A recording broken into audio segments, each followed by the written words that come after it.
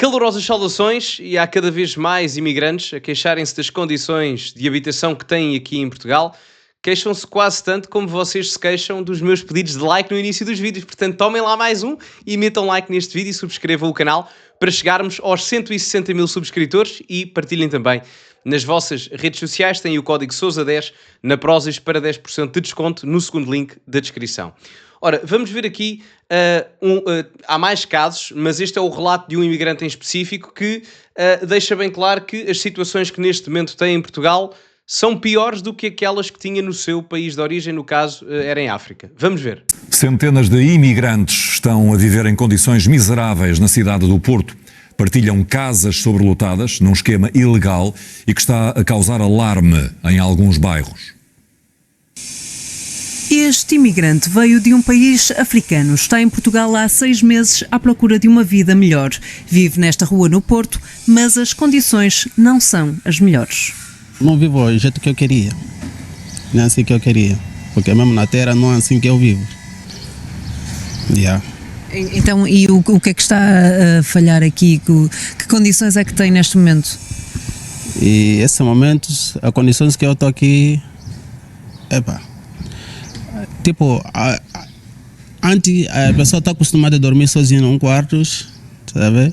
De manhã acorda, vai trabalhar. Agora se está a dormir 2 pessoas, tipo 3 pessoas, é um pouco complicado.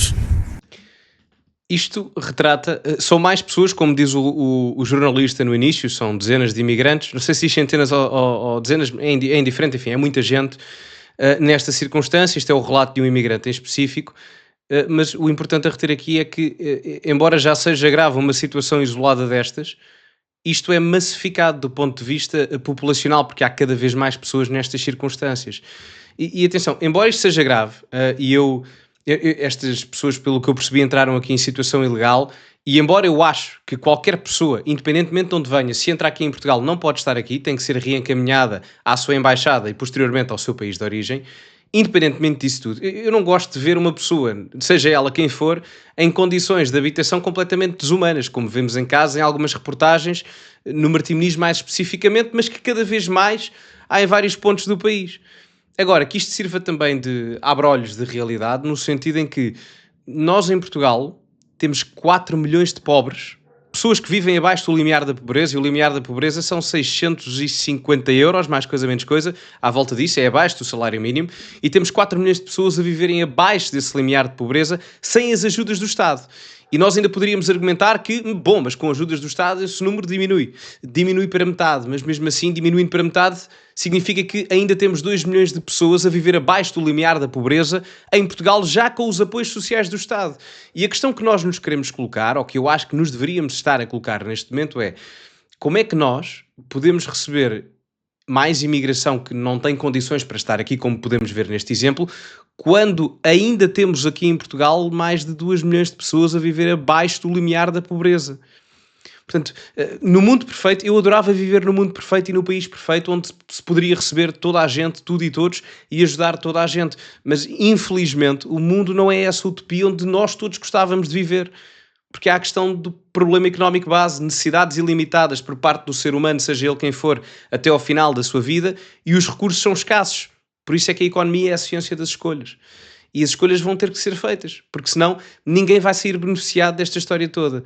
Nem os imigrantes que vêm para cá nestas circunstâncias, do ponto de vista humano, obviamente, independentemente de depois discutirmos a questão da legalidade, terem que ser, no meu entender, claro, reencaminhados para a sua embaixada e posteriormente para o seu país de origem, nem as pessoas que já cá estão sejam imigrantes ou nativos, porque se não há casas habitáveis, significa que estamos a aumentar a procura para casas, ao mesmo tempo que não há o aumento dessa oferta para cobrir o aumento da procura também. Mais complicado ainda é quando para a mesma morada com 3 quartos há 19 atestados de residência.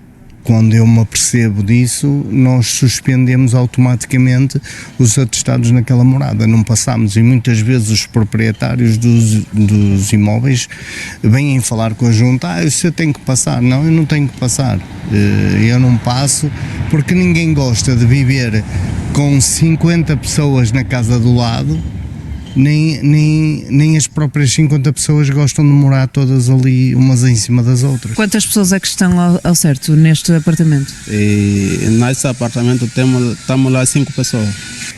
O que muitas vezes acontece é que os imigrantes estão um mês numa morada e no mês seguinte vêm outros para os mesmos quartos. Outras vezes vão rodando de 15 em 15 dias. O presidente da Junta não tem dúvidas de que há uma rede de negócio indigna que se arrasta há muito no Porto.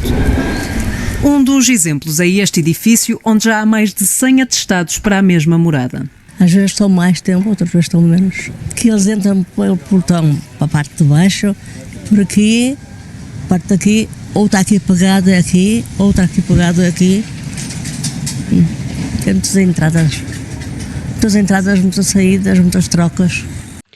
E isto depois gera insegurança. Portanto, a própria notícia menciona, eles não dizem rede de tráfico, não é? Mas uma rede criminosa relativamente a isto. Porque não é normal, como é que é? Num apartamento de 2 ou 3 quartos haver 19 atestados de residência.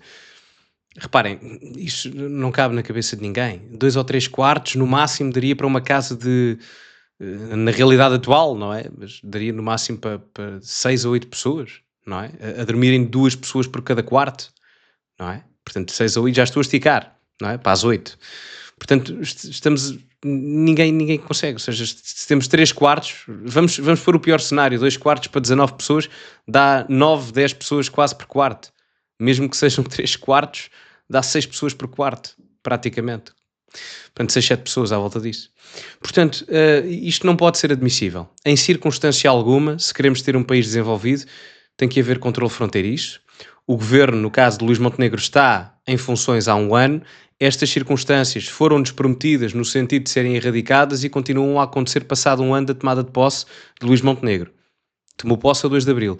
Estas circunstâncias, eu sei que os problemas não se resolvem do dia para a noite, mas é bom que isto acabe.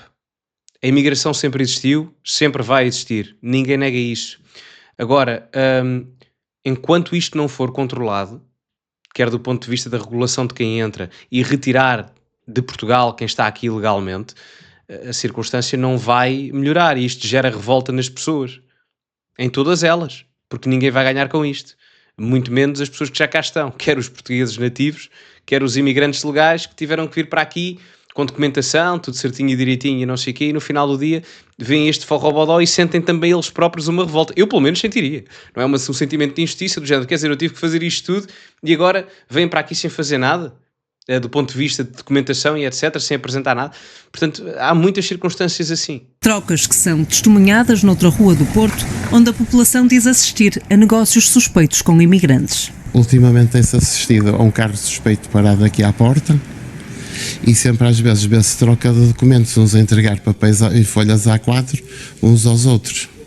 Sempre à mesma hora? Geralmente da parte tarde. E sempre um carro suspeito, a partir das 8 horas, 7h30, 8 horas, sempre aqui parado à porta. A pessoa que entrega os papéis geralmente é sempre a mesma, mas as pessoas que vêm é sempre pessoas totalmente diferentes. De que nacionalidades? É assim, não falam português, não são indianos, dá aspecto de ser mais margarinos ou por aí fora.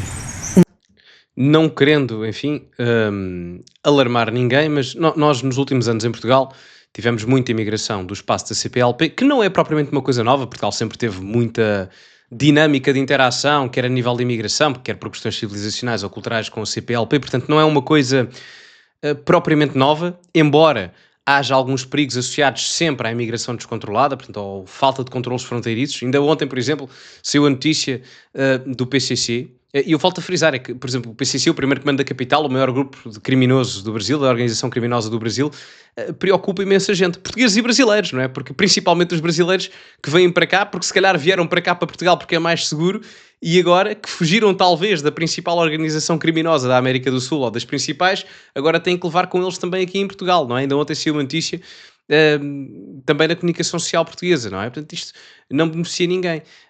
Se estamos a falar de atos ilícitos, estamos a falar, eles aqui mencionam magrebinos, portanto, provavelmente do norte da África.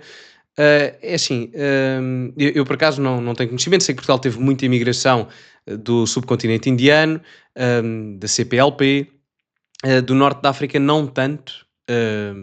Isso acontece mais em países como a França, que agora está, curiosamente, com uma guerra diplomática, entre aspas, com a Argélia.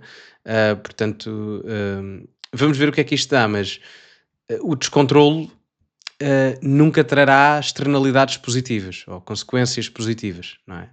As pessoas podem vir para um país, trabalhar legalmente, com a documentação toda.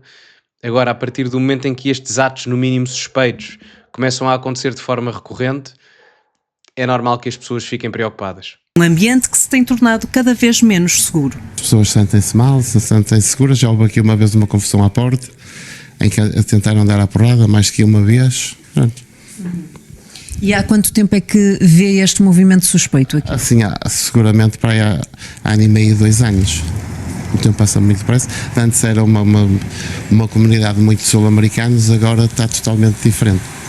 Desde janeiro deste ano, a Junta de Freguesia do Centro Histórico passou mais de 800 atestados de residência e tem cada vez mais suspeitas de esquemas ilegais que depois ficam nas mãos das autoridades competentes. A minha questão é quem é que ganha com isto, porque se as pessoas relatam cada vez mais problemas nos últimos 2 anos e continua-se a passar 800 estados de residência num curto espaço de tempo, eu acho que era no mínimo interessante fazer uma espécie de auditoria independente a quem está a permitir que isto acontece.